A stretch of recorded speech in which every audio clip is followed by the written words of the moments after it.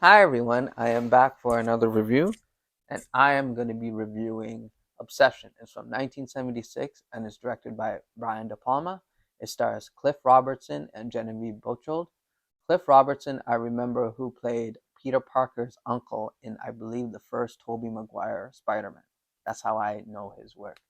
The story is about a businessman who is based in New Orleans who has a family and celebrates life, but tragically, his wife and daughter are killed um, and are kidnapped and killed. And throughout the movie, he basically dedicates his whole life to finding justice for his wife and daughter. But the film actually starts off in New Orleans in the late 1950s, and and the wife and daughter of Michael Cortland, who Cliff Robertson plays, is actually killed. And what happens is throughout there is a grieving process, and fast forwarding to 1975, where Michael Cortland is on a business trip in Italy. He discovers a woman who kind of mirrors Genevieve Buchholz's character, who was in the movie and who was killed, who was Michael Cortland's wife in the movie. Uh, it's one of those movies where you have to pay attention very closely. It's You have to you cannot even look away from the screen for 1 minute. It was one of those movies, in my opinion, where you had to kind of be dialed into the whole situation. And it's I certainly recommend to watch it. It's directed by Brian De Palma.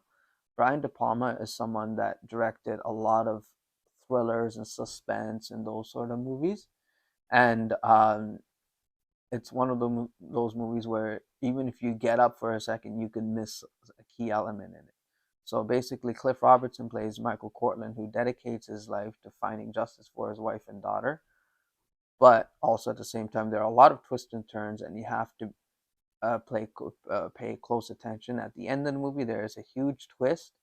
It turns out that Genevieve Buchhold, who again reappears in the movie like 20 years later, is actually Michael Cortland's daughter. So it's one of those weird films that you have to watch, and it involves a lot of. There is a religious aspect to it. There is a little bit of horror aspect to it, but a lot of thriller and suspense. One of those movies where you have to constantly pay attention all the time, and it's certainly I recommend watching it. Um, and it also documents really the 50s, 60s, and 70s, how times were at the time, and a lot of things on how basically men, in terms of sexual intercourse, can get away with anything and not be held account to it. And times are different now. Um, it's one of those things where uh, there are certain things that were done back then that you can't do anymore. So it's something to definitely watch, and I like watching these sort of movies because it kind of makes me think of what things were like in those days, and it keeps, I think, someone's perspective much broader, and it certainly is able to make you understand and appreciate all the good things that you have now. So Obsession is one of those movies where you have to keep a close eye and follow it throughout the movie. Roger Ebert, who was actually a well-known critic, um, was someone who didn't like the movie, but there were some other film critics who did. So it's those movies that you have to constantly pay attention and um, just have fun with it. And it's from 1976, and it's Obsession. And I'll see you at the next review.